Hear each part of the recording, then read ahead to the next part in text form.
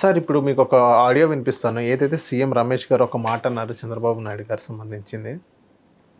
ఘనత engineering college సీట్లు లేవు. మెడికల్ కాలేజ్ మెడిసిన్ చేయాలంటే అయితే గాంధీ లేదా ఉస్మానియా లేదా ఆంధ్రలో ఒకటి ఉండే 3 కాలేజీలు ఉంటుండే. ఇంజనీరింగ్ చేయాలంటే 7-8 ఉంటుండే.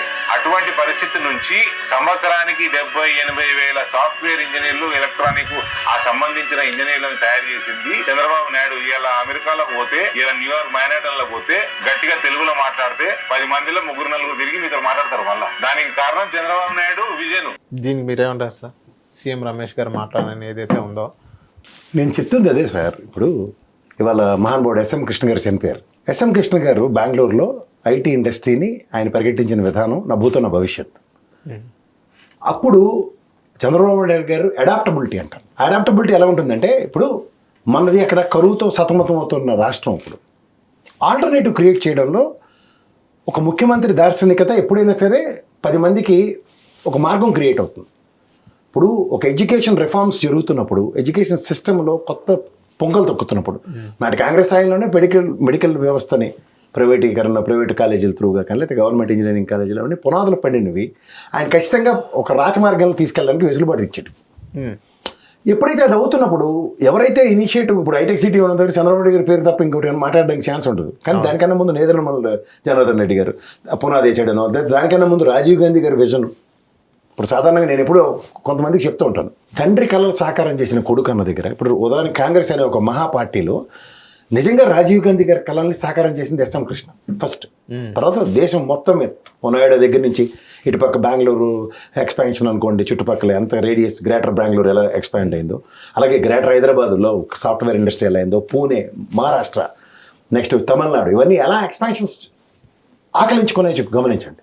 దీస్ థింగ్స్ ఆర్ హ్యాపెనింగ్ అన్న దగ్గర అడాప్టబిలిటీతో చేసే పనులకి ఇవ్వలేదు. సీఎం రమేష్ లాంటి చెప్పినందువల్ల అందులో తప్పుపట్టేది ఏం లేదు. ఆ మూమెంట్ డిమాండ్ చేస్తుంది. ఇప్పుడు మీరు ఎప్పుడైతే సరే ఉత్పత్తి అన్నది ఇవాళ సడన్గా దానికి డిమాండ్ ఉందనుకోండి, టమాటా దాని మీద అందరూ ఇప్పుడు టమాటా వస్తుంది. రైతులదే మీకు ఎగ్జాంపుల్ చెప్పొచ్చు. టమాటా పండిస్తుంది, ఈసారి ప్రాఫిట్ వచ్చింది కానీ మిర్చి, టమాటా ఇలాంటివి రైతులందరూ అవే వేసేస్తారు. అవును పాప నెక్స్ట్ ఇయర్. అలాగే ఇంజనీరింగ్ కాలేజీలు ఒక స్పాన్ ఆఫ్ నో టైం సంవత్సరానికి 70,000 లక్షల మంది వెళ్తే, మీరు ఇవాళ ప్రభుత్వాలు 25 లక్షలు 2 కోట్ల ఉద్యోగాలు కల్పిస్తామన్న స్థాయికి ఎలక్షన్ ప్రామిసెస్ ఇవ్వాల్సి వస్తుంది. బికాస్ అంత సప్లై ఉంది స్టూడెంట్స్ పరంగా. బట్ దాన్ని విత్స్టాండ్ చేసేది ఎక్కడుంది? సో పార్లర్ వ్యవస్థ తదనంతరం సృష్టించబడట్లేదు. అవును, ఇవాళకి మీరు ఇంజనీరింగ్, కంప్యూటర్ సైన్సెస్, ఇవాళకి ఇంజనీరింగ్ ఎలక్ట్రానిక్స్, ఇవాళకి ఇంజనీరింగ్, ఈ సివిల్ ఇంజనీరింగ్ అన్నది ఎంతమంది చదువుతున్నారు? తక్కువ. కానీ ఈ రియల్ ఎస్టేట్ పరంగా ఎంత ఎక్స్పాన్షన్స్ జరుగుతున్నాయి. అవును, దీన్ని ఎక్కడ సింక్ చేస్తున్నారు ఎవరన్నా అంటే ఎగ్జాంపుల్స్ చెప్తున్నా.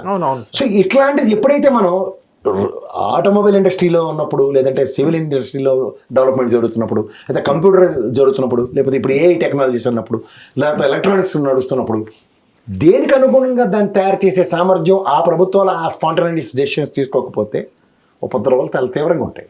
ఎందుకంటే డిమాండ్ ఉంటుంది, సప్లై మీట్ అవ్వట్లేదు.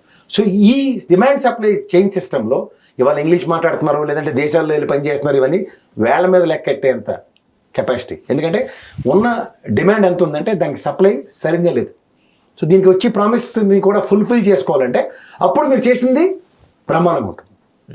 దేనికి చదువుకుంది అంటే బెరలు గేయడానికి కానీ మాట్లాడే పరిస్థితి వస్తుంది. హిట్ టీవీ యాప్ ని డౌన్లోడ్ చేసుకోండి. ఇందులో short news, live news, entertainment movies అన్ని అవైలబుల్ గా ఉన్నాయి. Please download hit TV app. Hit TV app. Hit TV యాప్ని ఫ్రీగా డౌన్లోడ్ చేసుకోండి.